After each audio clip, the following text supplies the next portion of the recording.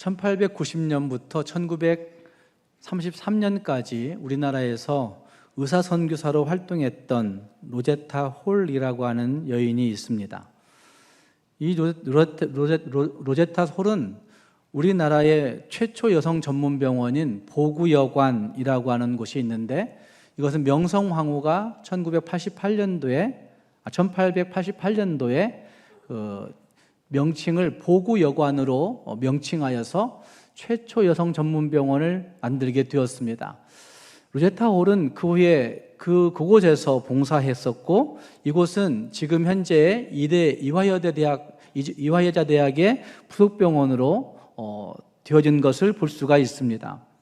뿐만 아니라 그 후에 평양에 있는 기홀병원을 설립하는 일에도 이 로제타 홀이라고 하는 선교사가 감당했었고, 광해여원이라고 하는 곳도 이 여인이 그곳을 설립하고 했던 것을 볼 수가 있습니다. 뿐만 아니라 그 후에 다시 서울 쪽으로 내려와서 동대문 부인병원을 설립하고 활동했던 여성 선교사가 로제타 홀이라고 하는 여성이었습니다. 그녀는 남편 윌리엄 홀과 따로 한국에 들어왔었는데, 한국에 들어와서 둘이 결혼하게 되었습니다. 그리고 얼마 되지 않아서 이 윌리엄 홀이 하나님의 부름받고 천국에 가게 됩니다. 전염병으로 세상을 떠나게 됩니다. 그리고 나서 이 여인은 자기의 딸과 뱃속에 있는 아들을 데리고 본국으로 돌아갔습니다. 그리고 다시 돌아왔습니다. 다시 돌아와서 그리고 열심히 충성합니다. 그러다가 자기 딸도 세상을 떠나게 됩니다. 그리고 그 복중에 있던 아들이 태어나게 될 때에도 다시 미국으로 돌아가서 그 아들을 낳고 돌아오고 싶은 마음이 없는데도 불구하고 하나님이 가게 하시는 그 은총으로 말미암아 다시 이 땅에 돌아와서 이곳에서 열심히 주의 복음을 증거하는 그 사역을 잘 감당했던 여인이 이 로제타 홀이라고 하는 여인이었습니다. 그녀는 매번마다 일기를 적어내는 습관을 가지고 있어서 그 로제타 홀의 일기가 우리에게 지금은 흔적으로 남아있는데, 이 여인의 일기 가운데 이런 대목이 있습니다. 오 주님, 기도하오니 저로 하여금 충성되게 하시고 성공을 염두에 두지 않게 하소서라고 그렇게 일기에 기도문을 적습니다. 성공이 비록 충성의 결과로 따른다 해도 그것에 연연하지 않게 하소서, 오직 충성되게 하소서라고 하는 그런 고백을 그는 일기 가운데 기록하며 하나님 앞에 기도하고 있는 모습을 보게 됩니다. 오직 충성되게 하소서라고 하는 이 구절을 읽으면서 참 그 시대에 얼마나 간절하게 하나님 앞에 섰을까라는 생각을 해보게 됩니다. 남편과 딸이 죽고 굳이 한국 땅에 오지 않아도 그녀는 미국에서 열심히 의사로 잘 살 수 있는 여인이었음에도 불구하고 한국 땅에 주의 복음을 증거하며 이 미개한 나라에 해가 뜨는 나라 만들기 위해서 다시 이곳에 충성한 그녀의 삶은 그 아들 셔우드 홀에게도 큰 영향을 미쳐서 이 셔우드 홀이 미국으로 돌아가 열심히 공부한 이후에 다시 그 아들도 한국 땅에 들어와서 엄마와 함께 의료 선교사로 열심히 봉사한 의료 선교의 중요한 획을 긋는 그러한 사람들이 되었던 것을 볼 수가 있습니다. 우리나라의 대한결핵협회는 이 셔우드 홀이 만든 것입니다. 그러니까 결핵 환자들이 많았던 우리나라의 그 암울한 역사 가운데서 어떻게 하면 이 사람들을 좀 살려낼 수 있을까, 이런 고민들을 하면서 그 셔우드 홀과 로제타 홀 모자가 열심히 고민해서 만든 단체가 대한결핵협회였고, 또 셔우드 홀이 열심히 고안해서 만들어냈던 그것이 크리스마스 실이 있어서 정말 초창기 우리 한국에서 결핵으로 많이 죽어간 일들이 있었는데, 그 결핵 환자들을 이 크리스마스 실을 통하여서 정말 훌륭하게 돕는 일들을 잘 감당했던 그런 역사가 있습니다. 이 모두가 다 로제타 홀과 셔우드 홀의 그 선교사님들의 헌신 덕택이라고 말할 수가 있다는 말입니다. 이들은 대를 이어 정말 충성하는 그런 모습을 잘 보여낸 사람들이라고 할 수가 있습니다. 양화진에 있는 선교사 묘원에는 이와 같이 가족적으로 함께 와서 주의 복음 증거하다가 하나님 나라 간 사람들은 여기에 가족으로 함께 선교사의 묘원에 안치되어 있는 것들을 볼 수가 있습니다. 그런데 그 선교사 묘원에는 가족으로 함께 모여 있는 묘원만 있는 것이 아니라 그 묘원의 끝자락에는 정말 볼품없는 것 같은, 정말 볼품없는 그런 비석들만 덩그러니 있는 묘지들도 있는 것을 볼 수가 있습니다. 어떤 경우는 너무 작게 옹기종기 모여 있는 작은 비석들도 그곳에 있는 것을 보게 됩니다.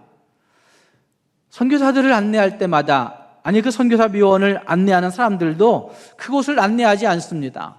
순례자들도 그곳을 굳이 찾아가지도 않습니다. 굵직굵직한 사람들의 모습만, 굵직굵직한 사람들의 그 비석에 쓰여진 그 글귀들을 찾아보고 감동을 먹습니다. 누구도 그들에 대해서 묻지 않는 사람들이 있다는 말입니다. 그러나 그들도 하나님 나라에 충성된 사람들임에 틀림이 없습니다. 한국 땅에 이름 없는 선교사들의 자녀들이 대부분 작은 비석으로 묘원 끝자락에 모여 있는 것을 볼 수가 있습니다. 부모를 따라 선교사의 길에 어쩔 수 없이 들어온 그 어린 아이들, 아니면 이곳에 와서 태어나 그냥 한국에 그냥 발을 딛고 살아가야 하는 아이들이 있었습니다. 그런데 한국에는 이 땅에 그때는 너무나 많은 전염병들이 있었습니다. 굉장히 추웠고 먹을 것도 많지 않았습니다. 그래서 전염병으로 추위로 먹을 것이 없어서 굶주려 죽는 일들이 선교사들 자녀들 가운데 있었던 것입니다. 그래서 그 아이들을 그냥 죽으면 그 양화진 그 한강변에 그냥 갖다가 묻어버렸던 것이고, 그것이 나중에 작은 피석만 남아있는 그런 모습이 되어진 것입니다. 그들도 이 땅에 하나님 나라를 위해서 끝까지 헌신한 충성된 자들임에 틀림이 없다고 저는 확신합니다. 사랑하는 여러분, 어떻게 살아가는 것이 진짜 의미 있는 삶을 살아가는 것이라고 여러분 생각하십니까? 하나님이 인정하실 만한 충성된 모습이 과연 나에게 있다고 생각하십니까? 하나님이 기뻐하시는 이 땅을 어떻게 잘 살아가야 할까? 무엇으로 살아가야 할까? 하는 고민들을 진짜 그리스도인이라면 좀 해봐야 된다는 말입니다.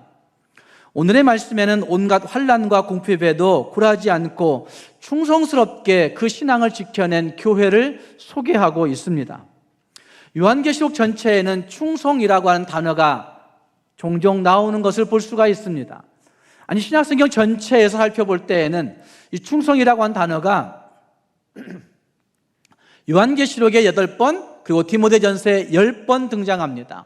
총 18번의 기록들이 디모데전서와 요한계시록에 등장하고 있는데, 잘 생각해 보시면 디모데전서는 목회해야 하는 디모데에게 사도 바울이 기록하고 있는 서신으로 목회자들에게 정말 하나님 앞에 충성해야 된다, 하나님 앞에 어떻게 충성해야 되는 것이다, 무엇으로 충성해야 되는 것이다, 이렇게 충성하는 것이 옳다라고 이야기하는 것이 10번씩이나 충성이라는 단어로 사용되어지고 있는 것을 볼 수가 있습니다. 그렇다고 한다면 요한계시록에 쓰여진 8번의 충성은 목회자들을 향하여 쓰여지고 있는 서신이 아닙니다. 초대교회 작게는 7교회들에게, 소아시아에 흩어져 있던 그 7교회들에게 이렇게 말세를 살아가야 된다고 이야기하고 있는 말씀이 요한계시록의 말씀입니다. 주님의 날이 가까워오고 있는 이때에 진짜 그리스도인이라면, 진짜 하나님의 성도라면 어떻게 살아가야 될 것인가 하는 문제를 말씀하고 있는 이 요한계시록 안에 충성이라는 단어가 8번씩이나 반복되고 있다고 하는 그 사실은 어쩌면 말세를 살아가는 성도들에게, 어떻게 살아가야 할까 고민하는 성도들에게 충성이 답이다, 충성이 해답이다 라고 말씀하고 있는 부분이라고 할 수가 있다는 말입니다. 요한계시록에 사용되어진 충성은 충성스러운, 신뢰할 만한, 믿을 만한 이런 뜻을 가지고 있는 단어가 충성이라고 하는 단어입니다.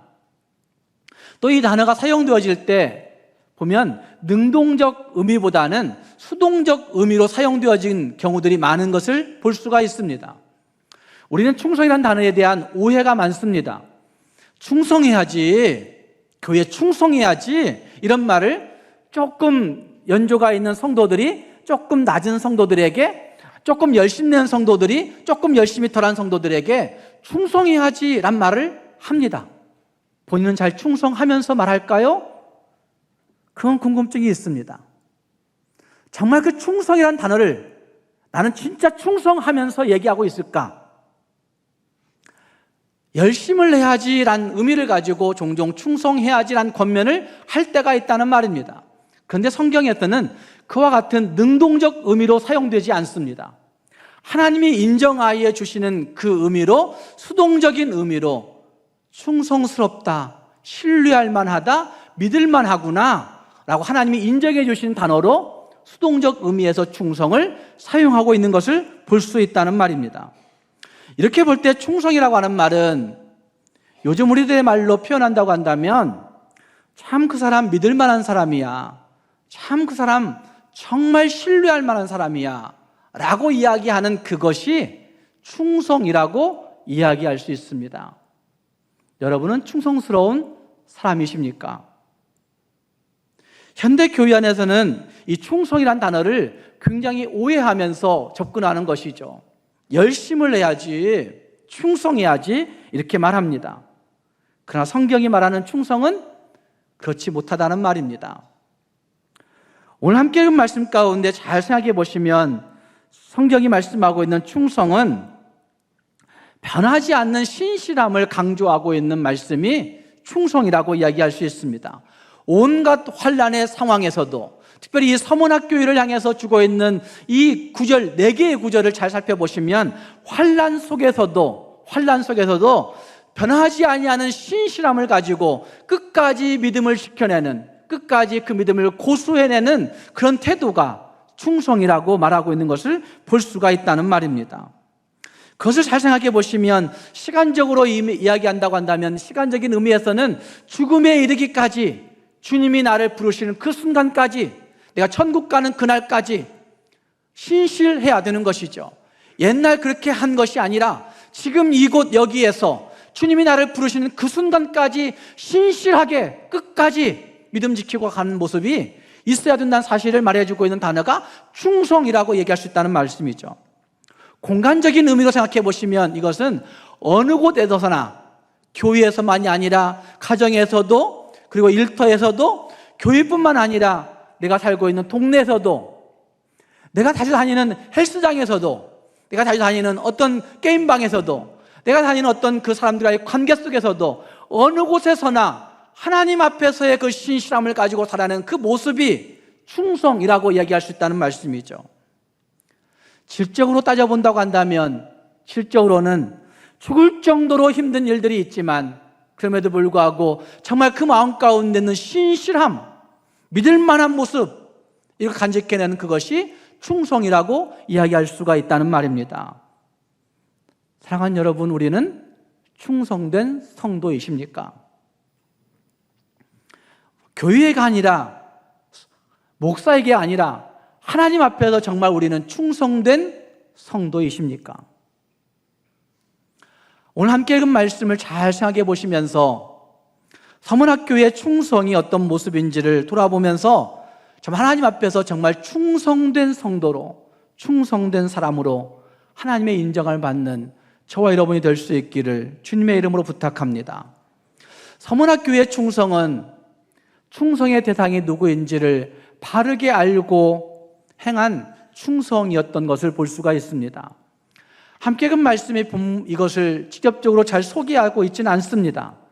그러나 예수님께서 서문학교회에게 자신을 소개하고 있는 모습과 서문학교회의 형편을 종합해 보면 그들이 충성해야 하는 대상에 대해서, 충성의 대상에 대해서 바르게 알고 있음이 보여지고 있는 것을 볼 수 있습니다.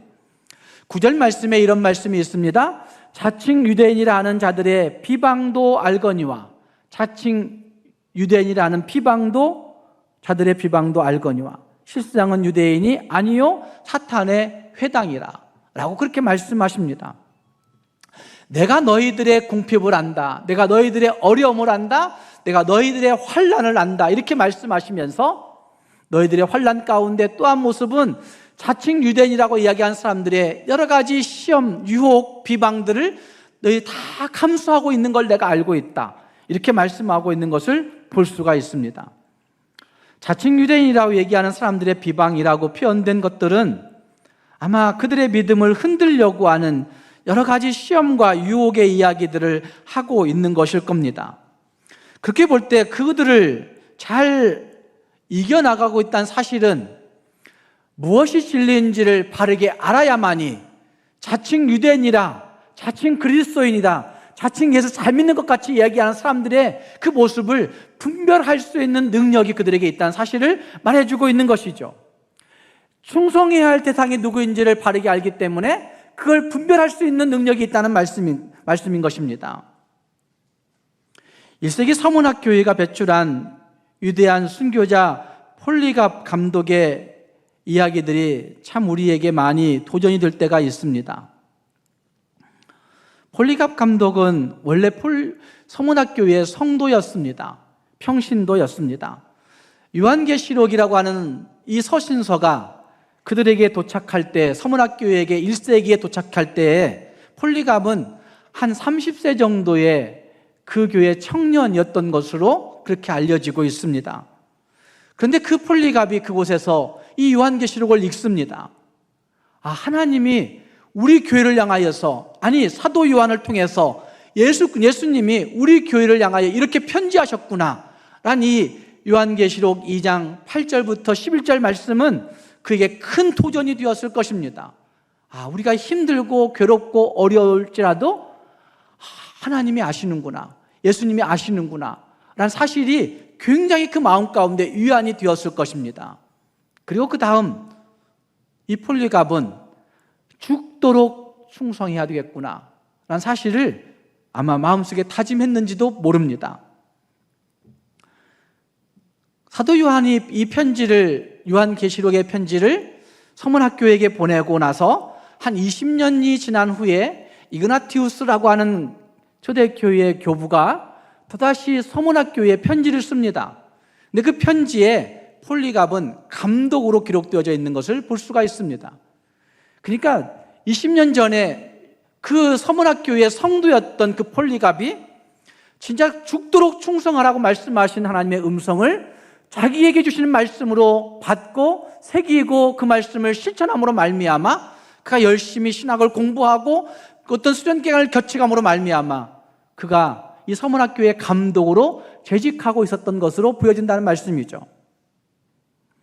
그리고 그는 한 40년이 지나간 다음에 그곳에서 순교를 당하게 됩니다. 다시 말해서 그 교회에 한 60년 정도를 열심히 신앙생활한 그런 흔적이 거기에 있다는 말입니다. 죽을 때까지 주님 붙들고 살아가는 그 폴리갑의 모습이 거기에 있다는 말입니다. 자칭 유대인들의 고발로 잡혀진 그 폴리갑이 총독이 그를 죽이려고 화형대를 앞에 쌓아 놓았습니다. 그리고 화형대에 불을 붙이고 그 폴리갑에게 말합니다. 그리스도를 부인하면 살려준다.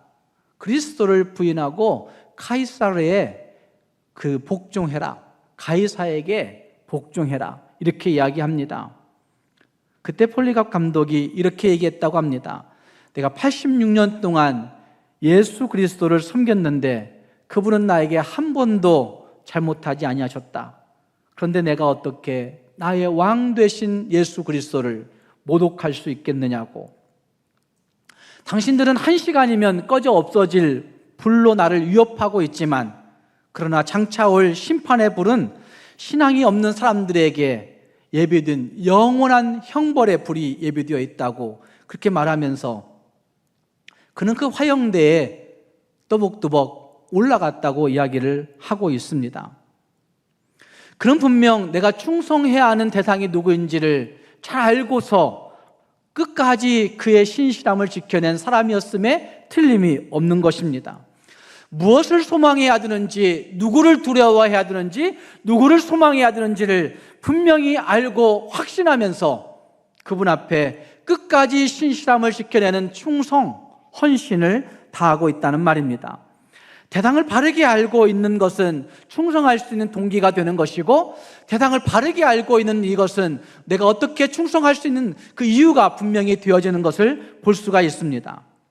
요즘 젊은이들은 확실한 동기부여가 되면 거기에 시간도, 그리고 건강도, 물질도, 자기의 재능도 다 투자하며 충성하는 특징들을 가지고 있다고 말하고 있습니다. 정말 충성합니다. 거기에 올인합니다. 기성세대가 볼 때는 이 젊은이들의 충성을 이해가 안 된다고 이야기합니다. 도대체 그게 뭔데 그렇게까지 하는지 모르겠다고 기성세대들은 그렇게 이야기합니다. 그런데 여러분, 그거는 충성이 아닙니다.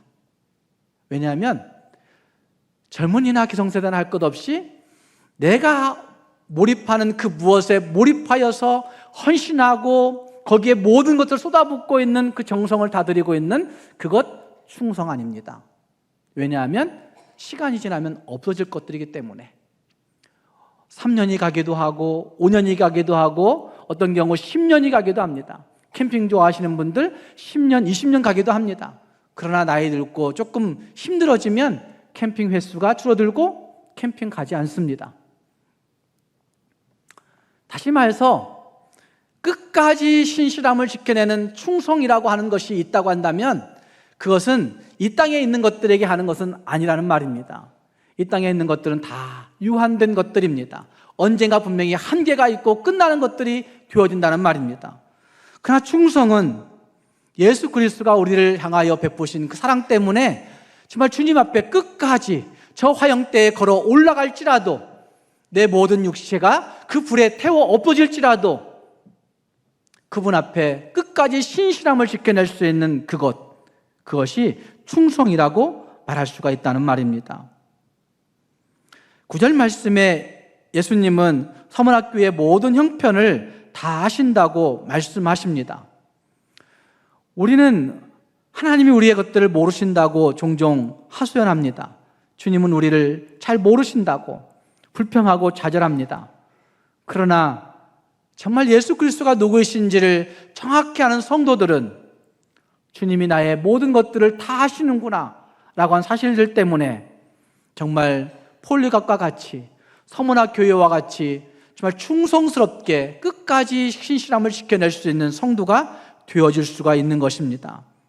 사랑하는 성도 여러분, 주님 앞에 주님이 누구인지를 분명히 알고 끝까지 신실함을 지켜낼 수 있는 진짜 충성하는 성도들이 될 수 있기를 주님의 이름으로 축복합니다. 함께 그 말씀 가운데 반복해서 등장하고 있는 단어는 환난이라고 한 단어가 반복되고 있습니다. 짧은 4구절 안에 환난이 8절 말씀, 그 다음 9절 말씀에 보시면 거기에 환난이란 말씀이 등장합니다. 환난과 궁핍을 알거니와 라고 하는 말씀이 있고 10절 말씀에 너는 장차 받을 고난을 두려워하지 말라. 환난이죠. 그리고 그 다음 말씀에 너희가 10일 동안 환난을 받으리라. 네가 죽도록 충성하라. 그리하면 내가 생명의 관을 너에게 주리라 라고 말씀하십니다. 환난이란 단어가 이 짧은 구절 안에 반복되어지면서 서문학교회가 당하고 있는 환난의 이야기들을 하고 있는 것입니다. 환난이 궁핍으로 나타나기도 하고 환난이 비방으로 나타나기도 하고 환난이 고난으로 나타났던 것들을 볼 수가 있습니다. 그럼에도 불구하고 그것을 끝까지 신실함을 지켜갈 수 있는 그 모습, 이 모습이 그들에게 있다는 사실이 충성이라고 말하고 있다는 말입니다. 충성은 신실한 척하는 것이 아닙니다. 잘 믿는 척하는 것이 아닙니다. 성실한 척하는 것 아닙니다. 직분 받기 위해서 열심히 하고 있는 어떤 몇 개월 아니면 몇 년간의 신앙생활들을 하시는 분들이 있습니다. 그렇게 해서 직분 받기도 합니다. 세상은 그렇게 인정해 주니까. 그러나 그런 것들을 충성이라고 말하지 않습니다. 목사님, 내가 충성할게요. 그 충성, 믿을 만한 충성이 되지 못합니다. 사람이 하는 충성은 다 없어지는 것들이란 말씀입니다. 시편 37편 3절 말씀에 이런 말씀을 하십니다. 여호와를 의뢰하고 선을 행하라. 이 땅에 선을 행하는 사람들이 많이 있습니다. 선을 행하겠다고 다짐하는 사람들이 있습니다.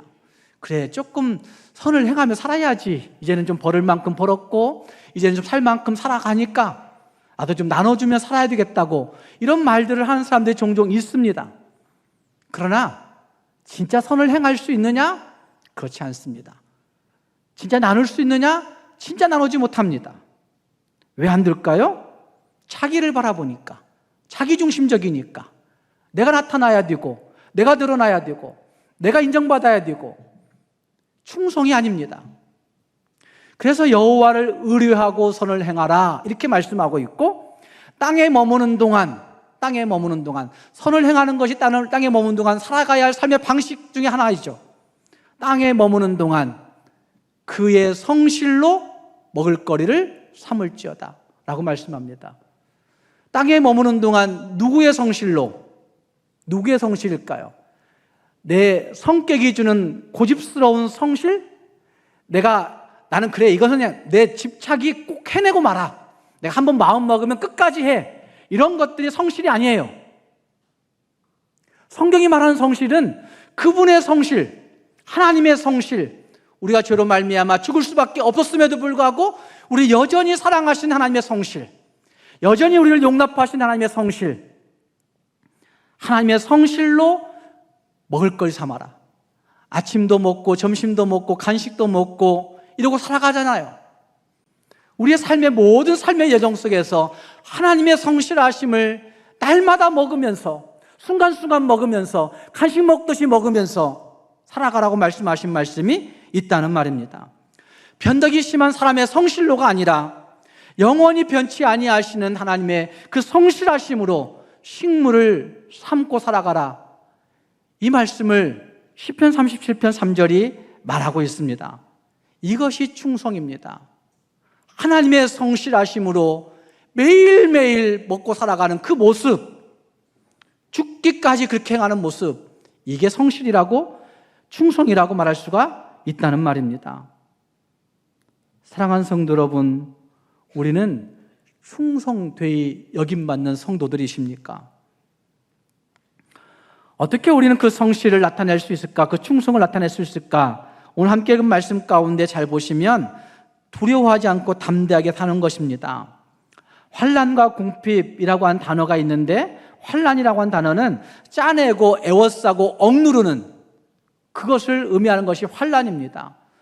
세상이 우리를 애워싸고 우리를 억누르고 우리를 쥐어짜고 마치 기름 짜듯이 짜내고 있지만, 내 삶을 억누르는 많은 것들이 환난같이 다가오는 일들이 많이 있지만, 그럼에도 불구하고 서문학교회는 예수 그리스도에 대한 신실함을 지켜내는 교회였다는 사실을 볼 수가 있습니다. 모두가 다 세상은 우리의 주인이 아니고 하나님이 우리의 주인이시라고, 가이사는 우리의 주인이 아니고 예수 그리스도가 우리의 주인이시라고 이렇게 신뢰하면서 그들에게 닥치고 있는 억누르고 쥐어짜고 애워싸는 그 모든 환난 가운데서 파멸당하지 아니하고 넘어지지 아니하고 좌절하지 아니하고 여전히 믿고 있는 믿음을 지켜내고 있는 성도들이 서문학교였다는 말입니다. 두려워하지 않고 담대하게 행해야 되는 것이죠. 그것을 고린도후서 4장 7절 이하의 말씀에서는 이렇게 말씀하고 있는 거죠. 숨겨진 보배 때문에 사방으로 오겨쌈을 당하여도 쌓이지 아니하고, 답답한 일 당하여도 낙심하지 아니하고, 핍박을 받아도 버림받지 아니하고, 거꾸러뜨림을 당하여도 망하지 아니하고, 그들의 삶 속에서 예수의 생명이 나타났다고, 예수의 생명이 드러났다고 이렇게 말씀하는 말씀이 있는 것입니다. 그들이 진짜 부유한 자들이라고 성경은 말해주고 있는 겁니다. 사랑하는 여러분, 충성은 이와 같이 하는 것입니다. 어느 시간, 일정 기간 동안 하는 그런 것 충성 아니고, 내게 무엇이 있어서 그거 내놓는 것, 그거 충성 아니고, 주님 앞에서 끝까지 그 신실함을 지켜내려고 몸부림치며 기도하고 있는 그 모습, 주님 앞에서 끝까지 그 신실함을 지켜내려고 말씀 앞에 서려고 말씀 훈련 앞에 계속 들어오는 것, 기쁨과는 상관없이 주의 말씀 앞에 서려고 장로가 되어도 열심히 주님 앞에 그 말씀의 연구 앞에 나와 서는 것, 그런 게 충성인 것이죠. 충성이죠. 사랑하는 여러분, 충성은 이와 같이 하는 것입니다. 뿐만 아니라 충성은 지금 매우 피곤하고 힘들고 지치지만 그럼에도 불구하고 따르는 것이 충성이라고 말할 수가 있습니다. 서문학교의 상황 또 한 가지는 궁핍이라고 한 단어가 있습니다. 헬라어로 이 궁핍이라고 한 단어는 아주 극히 가난한 상태, 구걸해서 먹고 살 수밖에 없는 그런 가난한 상태가 궁핍이었습니다. 그렇게 볼 때 정말 궁핍한 상태죠. 먹고 살기가 너무나 힘든 상태가 그들에게 놓여져 있습니다. 그럼에도 불구하고 예수님은 그들의 상태를 부유하다라고 평가하고 계십니다.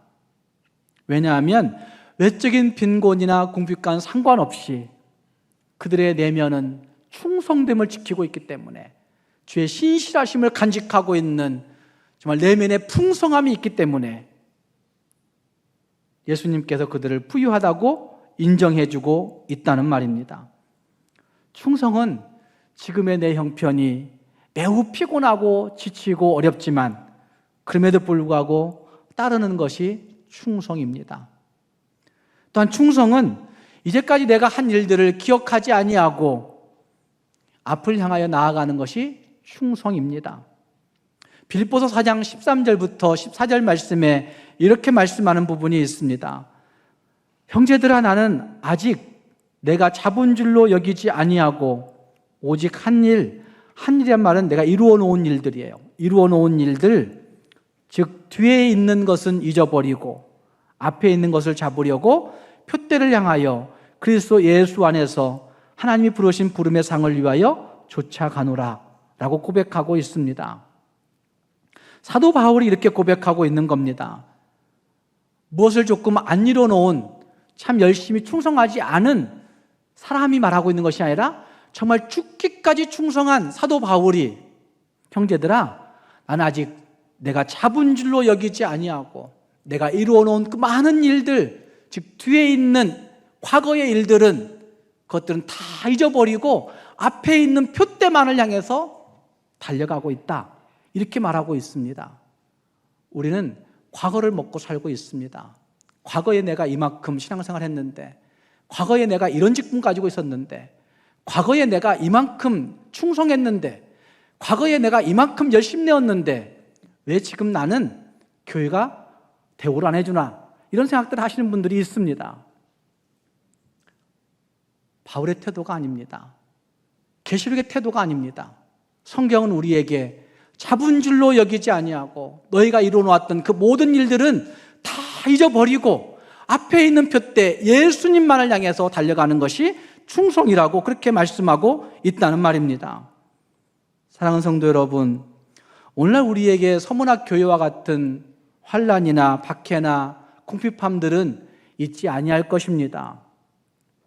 신앙 때문에 위협당하고, 신앙 때문에 어려움 당하고, 신앙 때문에 갈등하고, 신앙 때문에 정말 신앙 때문에 생계 수단이 박탈당하고, 신앙 때문에 어쩌면 고민해야 되는 그런 일들이 별로 없습니다. 그래서 신앙생활을 정말 목매달고 하지 않습니다. 하지만 하나님께 대한 충성심보다는 물질에 대한 충성심 가지고, 내 육체의 건강에 대한 충성심 가지고 이 땅을 살고 있는 것이 대부분 다 우리들의 형편들입니다.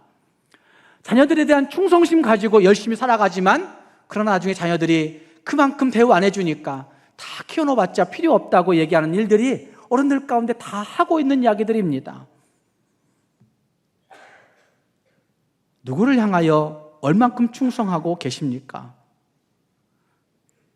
오직 충성되게 하소서라고 외쳤던 로제타 홀 그 여성 선교사처럼 남편과 딸이 죽고 다 없어졌는데도 불구하고 오직 충성되게 하소서, 오직 충성되게 하소서라고 외치며 끝까지 신실함을 간직해내었던 그 여성 선교사처럼 지금 우리가 이곳에서 살아가야 할 삶의 모습이 충성이라고 말할 수가 있는 것입니다. 사랑하는 성도 여러분, 신실함을 끝까지 지켜낼 수 있기를 바랍니다. 정말 신뢰할 만한 믿음, 정말 참 믿을 만한 분이시구나, 참 믿을 만한 믿음의 사람들이구나 라고 하는 하나님의 인정함을 받을 수 있는 저와 여러분이 될 수 있기를 주님의 이름으로 축복합니다. 기도하겠습니다.